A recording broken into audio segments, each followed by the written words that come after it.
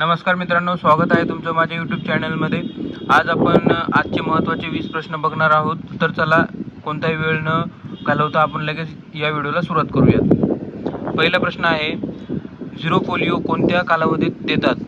Option number 1 0 ते 21 दिवस, option number 2 1 ते 1.5 महिना, ऑप्शन नंबर 3 7 ते 7 दिवस, ऑप्शन नंबर 4 यापैकी नाही। तर याचं जे करेक्ट आन्सर ते आहे म्हणजे ऑप्शन नंबर 3 7 दिवस। प्रश्न क्रमांक 2, निद्रा दोष किंवा निद्रा रोग खालीलपैकी कशामुळे होतो?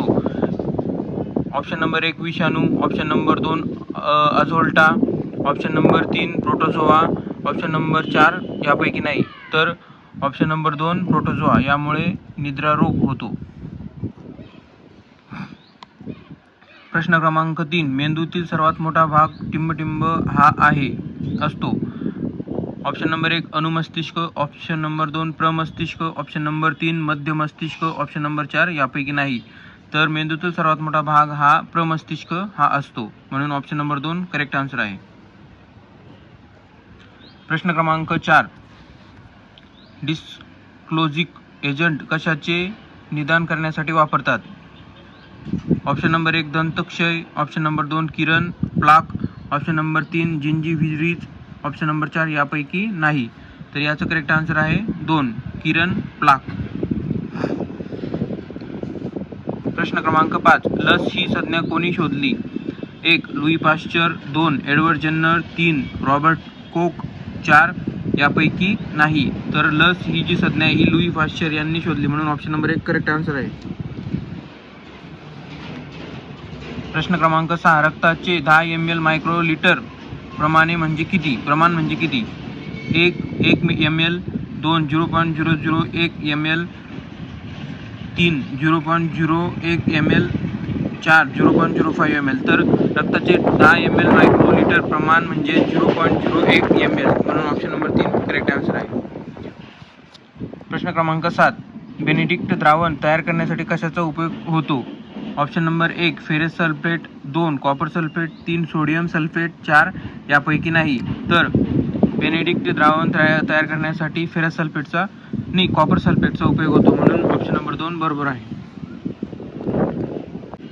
प्रश्न क्रमांक 8, निर्जंतुकीकरणाच्या तंत्राचा सिद्धांत कोणी मांडला? 1 John Needham, 2 Louis Pasteur, 3 Robert Koch, 4 Edward Jenner. तर निर्जंतुकीकरणाच्या तंत्राचा जो सिद्धांत आहे तो जॉन निधाम यांनी मांडलेला आहे। 1 प्रश्न क्रमांक 9, रक्तातील युरियाचे प्रमाण कोणत्या उपकरणाने मोजले जाते? 1 कॅलोरीमीटर, 2 मायक्रोस्कोप, 3 क्लेम फोटोमीटर, 4 यापैकी नाही। तर रक्तातील युरियाचे प्रमाण क्लेम फोटोमीटरने मोजले जाते, ऑप्शन नंबर 3। प्रश्न क्रमांक 10, हवाना सिंड्रोम आजार सर्वप्रथम कोणत्या देशामध्ये आढळला?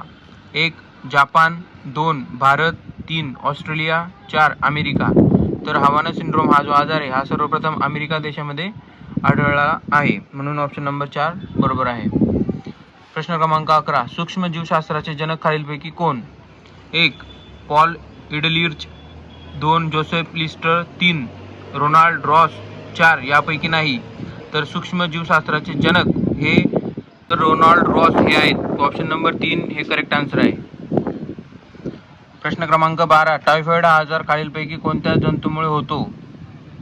Option number 1 salmonella typhi, 2 vibrio, 3 हीच माइट, 4 यापैकी नाही। ऑप्शन नंबर 1 बरोबर आहे साल्मोनेला टायफी। प्रश्न क्रमांक 13, जीवनसत्व B12 ला खालीलपैकी डॅश डॅश देखील म्हणतात? 1 थायमिन, 2 रायबोफ्लेविन, 3 लायसिन, 4 सायनोकोबॅलामिन। तर जीवनसत्व B12 ला खालीलपैकी काय म्हणतात? तर सायनोकोबॅलामिन। प्रश्न क्रमांक 14, तांदूळ पॉलिश केल्याने खालीलपैकी कोणत्या जीवनसत्वाचा नाश होतो? 1 क, 2 ड, 3 ब, 4 ई। तर ऑप्शन नंबर 3 ब, तांदूळ पॉलिश केल्याने ब जीवनसत्वाचा नाश होतो। प्रश्न क्रमांक 15, खालीलपैकी कोणत्या रजिस्टरमध्ये रक्त नमुन्यांची नोंद करतात?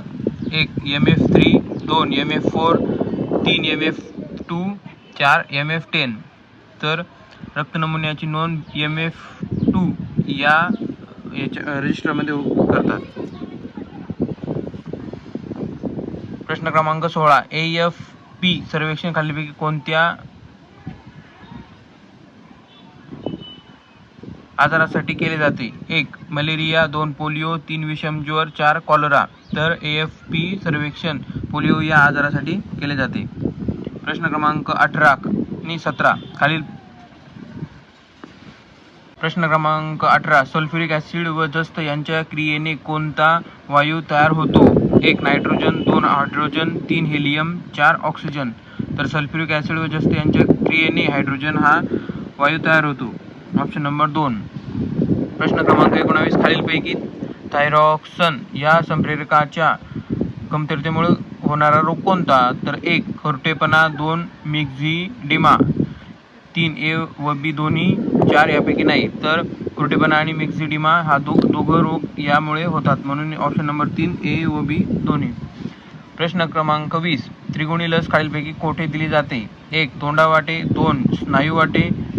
स्नायूमध्ये, 3. त्वचेमध्ये, 4. वरील पैकी सर्व. तर त्रिगुणी लस ही स्नायूमध्ये दिली जाते. मित्रांनो, हे झाले आजचे 20 प्रश्न. असेच 20 प्रश्न पुढच्या व्हिडिओमध्ये देखील मी घेऊन येईल तुम्हाला. तोपर्यंत चॅनलला सबस्क्राईब आणि बेल आयकॉन दाबायला विसरू नका, जेणेकरून तुमचा कोणताही प्रश्न मिस होणार नाही. थँक्यू.